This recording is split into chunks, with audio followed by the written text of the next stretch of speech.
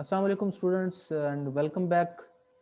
Last हमने exercise 2.5 को complete किया था और आज हमने एक्सरसाइज 2.6 को स्टार्ट करना है। ये एक्सरसाइज थी जो लास्ट हमने की। आज जो हमारा टॉपिक है दैट इज़ रिलेशंस। बड़ा इंपॉर्टेंट टॉपिक है ये कि रिलेशन क्या है। कि पहले जब हम कभी भी कोई से दो नंबर लेते हैं, रिलेशन बेसिकली दो क्वांटिटीज़ के दरमियान किसी स्पेसिफिक कॉन्सेप्ट को रिप्रेजेंट कर रहा होता है।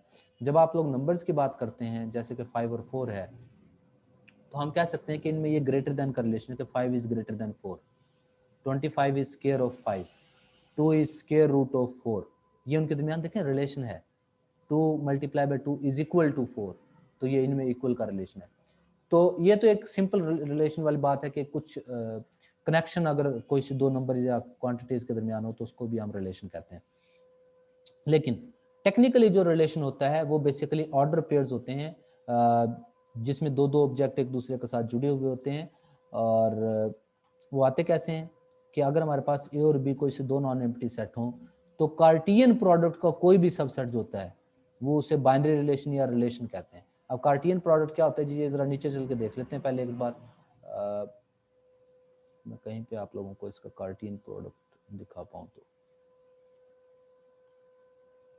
ये देखिए, ये सेट ए है ना, ए का ए के साथ ये जो है प्रोडक्ट के 1 को पहले सब एलिमेंट के साथ मल्टीप्लाई करें, फिर 2 को सबके साथ मल्टीप्लाई करें, फिर 3 को सबके साथ, तो ये जो होंगे ये एलिमेंट सारे के सारे क्या हैं, ये कार्टियन प्रोडक्ट है।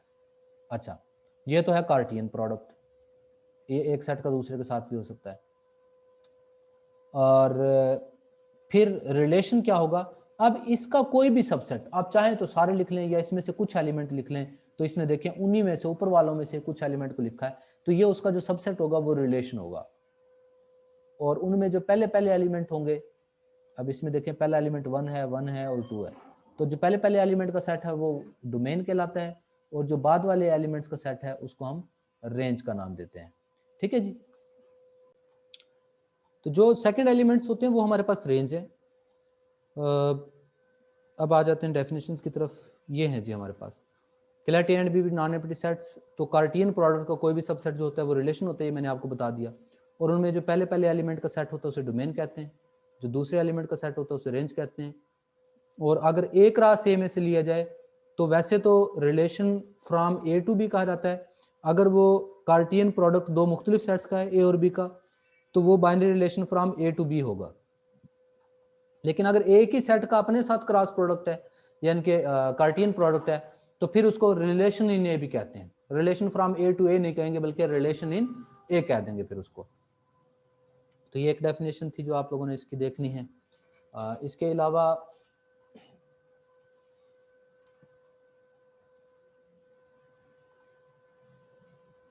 नेक्स्ट हमारे पास जो चीज़ है वो फंक्शन है। फंक्शन इसी रिलेशन से फर्दर एक कैटेगरी है कि हमारे पास ए से बी, अगर ए और बी कोई से दो नॉन एम्प्टी सेट हों तो फंक्शन क्या होता है। फंक्शन एक तो पहली बात यह है कि ये ए क्रॉस बी का कोई सबसेट होता है यानी कि रिलेशन होता है। फंक्शन के लिए पहली बात क्या होना शर्त है कि वो रिलेशन होता है यानी कि ए क्रॉस बी का ही कोई सबसेट होता है। दूसरी बात, उसकी जो डोमेन है वो ए के इक्वल होती है, यानी कि अगर उसकी डोमेन लें, अभी मैंने एक पहली जो एग्जांपल आपको दी थी वो उसमें जो डोमेन आई थी वो 1 2 आई थी, यानी कि सेट पूरे का पूरा नहीं आया था पहला। अगर दूसरी शर्त इसकी है कि पहला सेट पूरे का पूरा हो डोमेन और पहले वाला कोई भी एलिमेंट रिपीट ना हुआ, यानी कि पहला हर एक एलिमेंट इस्तेमाल हो और रिपीट भी ना हो। ये मैं नीचे आ जाता हूँ, फिर आप लोगों को जरा बताता हूँ। ये देखें, ये जो है ना ये चीज़, इसे आप लोग कहते हैं कि ये पहला और दूसरा है। इनको इस तरह लिखते हैं ब्रैकेट्स के फॉर्म में अगर लिखना हो तो। पहला सेट क्या था, पहला सेट C1 C2 C3 है, दूसरा सेट M1 M2। अगर इसकी डोमेन को देखेंगे ना तो वो C1 C2 C3 आएगी। तो इसको यहाँ से इस तरीके से डायग्रामेटिकली उसको जाहिर करते हैं डायग्राम की शक्ल में। तो इसको यहीं से देख के आपको पता चल जाएगा कि जो पहला एलिमेंट है ना, पहला एलिमेंट रिपीट ना हो, दूसरा एलिमेंट रिपीट हो सकता है। देखें C1 और C2 दोनों ही M पे जाके मैप करें ना, कोई बात नहीं, पहला एलिमेंट दो दफा ना आए और सारे के सारे एलिमेंट इस्तेमाल हों, तो इसको आप लोग क्या कहते हैं कि वो फंक्शन है। इन सारों में ऐसा है, मैं एक्सरसाइज में चूंकि हमने इसका एक करना है क्वेश्चन, मैं उसी से ही आपको एक्सप्लेन करने की कोशिश करता हूँ इसको।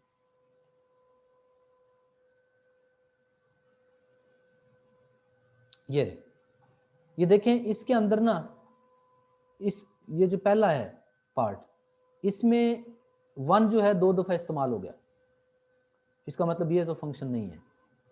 अच्छा, इसकी अगर बात करें तो इसमें सारे पहले एक एक बार इस्तेमाल हुए, ये फंक्शन है। इसमें भी सारे इस्तेमाल हुए और फंक्शन है ये भी। इसी तरीके से ये भी फंक्शन है, क्योंकि सारे एलिमेंट इस्तेमाल भी हुए हैं और एक एक बार इस्तेमाल हुआ है, तो फंक्शन की पहली शर्त ये पूरी होगी।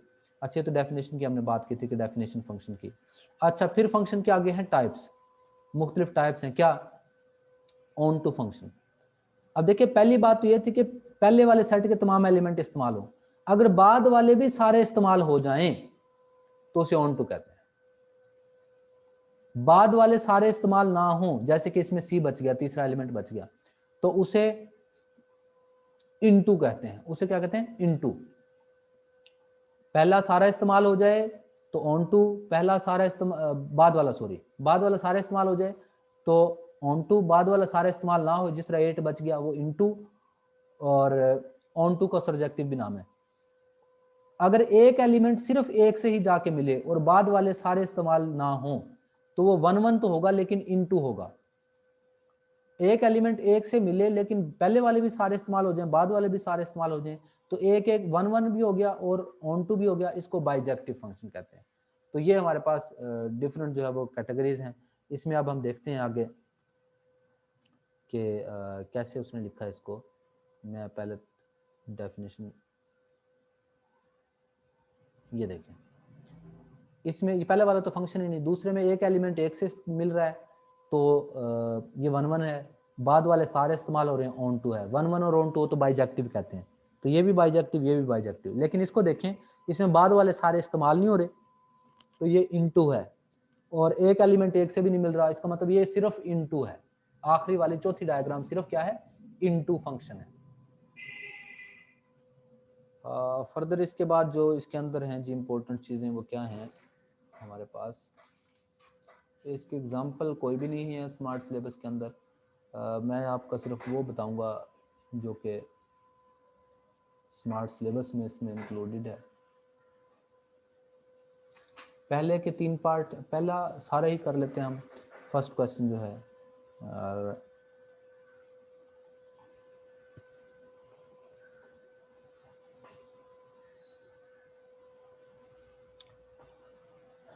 ओके, 1 2 3 4 है। आपने ए क्रॉस ए, पहली बात तो सेट बनाना है ए क्रॉस ए, मतलब 1 2 3 4 से वो इनको आपस में इसका कार्टियन प्रोडक्ट बनाना है। कार्टियन प्रोडक्ट क्या बनेगा वो मैं यहाँ पे लिख लेता हूँ, ताकि उससे फिर आप लोगों को पहले 1 1 के साथ मिलेगा तो 1 1 बनेगा, फिर 1 जो है वो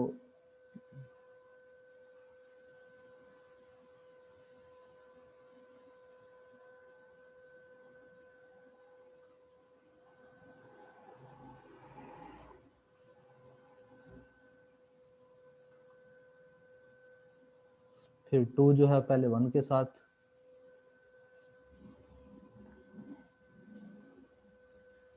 फिर 2 2 के साथ, फिर 2 3 के साथ, फिर 2 4 के साथ, फिर 3 1 के साथ,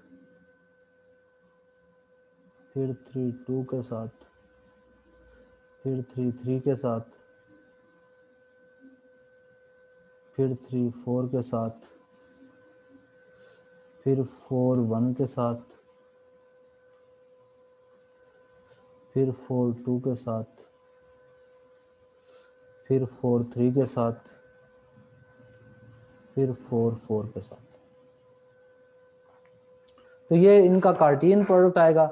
अब आपने क्या करना है, उनमें से वो वाले लिखने हैं जिसमें x is equal to Y हो, यानी कि जिसमें बाद वाला और पहले वाला इक्वल हो। तो वो 1 1 है, 2 2 है, 3 3 है और 4 4 है। तो आप सिर्फ वो वाले लिखेंगे जिसमें पहला और दूसरा बराबर है। डोमेन क्या बनेगी, पहले पहले एलिमेंट, तो 1 2 3 4 पहले एलिमेंट हैं तो वो डोमेन बन जाएगी। और रेंज क्या होगी, जो बाद वाले एलिमेंट हैं, तो 1 2 3 4 ही बाद वाले एलिमेंट हैं। तो डोमेन भी ए बन जाएगी, रेंज भी ए बन जाएगी। दूसरा पार्ट क्या है, दूसरा पार्ट इसके अंदर है जी, आपने वो लिखने हैं जिसमें एक्स और वाई का सम जो है वो 5 हो, यानी कि दोनों को जमा करें तो 5 आए, तो 1 4 2 3 3 2 और 4 1 है, वो लिखे। तो 1 2 3 4 इसकी डोमेन बन गई, 1 2 3 4 रेंज, यानी कि पहले एलिमेंट जो है डोमेन, बाद वाले एलिमेंट जो है वो रेंज।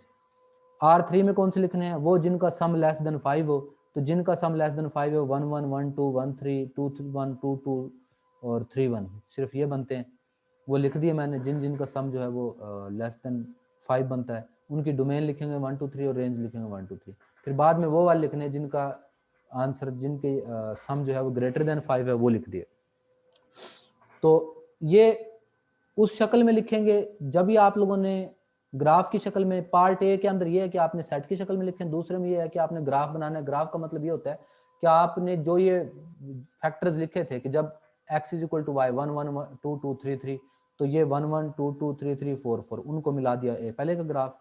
फिर जिसमें लेस देन 5 बनता था, जिसमें इक्वल टू 5 बनता था सम, तो 1 4 2 3 3 2 4 1, ये वो वाले उनको मिला दिया। और ये वो है जिसमें लेस देन 5 बनता था, और ये वो है जिसमें ग्रेटर देन 5, यानी कि उन फैक्टर्स को मिला के आपस में और उनका ग्राफ ड्रा कर दिया।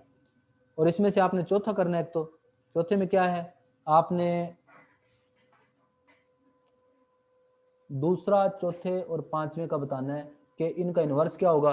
तो इन्वर्स सुन लें जिसके अंदर क्या होता है। इन्वर्स में आपने कुछ भी नहीं करना, जो आपके पास रिलेशन मौजूद है आपने बाद वाले को, यानी कि 1 3 है तो 3 1 लिख लें, 2 5 है तो 5 2 लिख लें, 3 7 है तो 7 3 लिख लें, 4 9 है तो 9 4 लिख लें, 5 11 है तो 11 5 लिख लें। ये आर इन्वर्स हो गया। ये फंक्शन है कि नहीं, आप देख लें पहले वाला एलिमेंट रिपीट तो नहीं हुआ, कोई नहीं रिपीट हुआ तो फंक्शन है, बस बात खत्म। R X Y, Y is equal to 2x plus 3, तो आप x और y की जगह तब्दील कर दें, x और y की जगह तब्दील कर दें तो आपका आर इनवर्स बन जाएगा। तो क्या बन जाएगा जी, x की वैल्यू यहाँ से क्या आ रही है, x की वैल्यू बन रही थी यहाँ से y माइनस 3/2, आप फिर x और y की जगह चेंज कर दी, आप इसी के अंदर ही लिख दें बेशक इसको कि x is equal to 2y plus 3, तो वो जो है आर इनवर्स बन जाएगा बस, ठीक है। और लीनियर का इनवर्स अगर लीनियर ही हो तो वो भी फंक्शन होता है हमारे पास। Y square is equal to 4ax है, y square is equal to 4ax है, तो आप क्या करेंगे, x की x वाई स्क्वायर की जगह पे x स्क्वायर पुट कर देंगे और x की जगह पे y पुट कर देंगे, तो y की वैल्यू आ जाएगी 1/4ax स्क्वायर। तो ये भी आप लोगों के पास जो है वो फंक्शन है। आखिरी जो है x square plus y square, हाँ इंटरचेंज करने के बाद अगर y का स्क्वायर मौजूद रहता है, तो जिसमें y का स्क्वायर मौजूद होगा इसका मतलब ये है कि वो कभी भी फंक्शन नहीं होगा। और इसमें y square plus x square is equal to 9, ये एक सर्कल बन रहा है जो कि फंक्शन नहीं है। तो इनवर्स में क्या होता है, एक्स और वाई की सिर्फ जगह तब्दील करनी होती है, तो आपके पास जो है वो इनवर्स आ जाता है किसी भी फंक्शन का।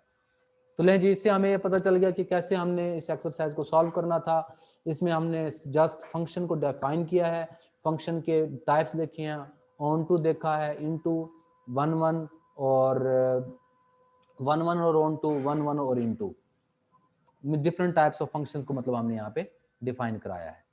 तो ये आप लोगों ने इसको चेक करना है, यहाँ तक कि आज इसको हम देखते हैं।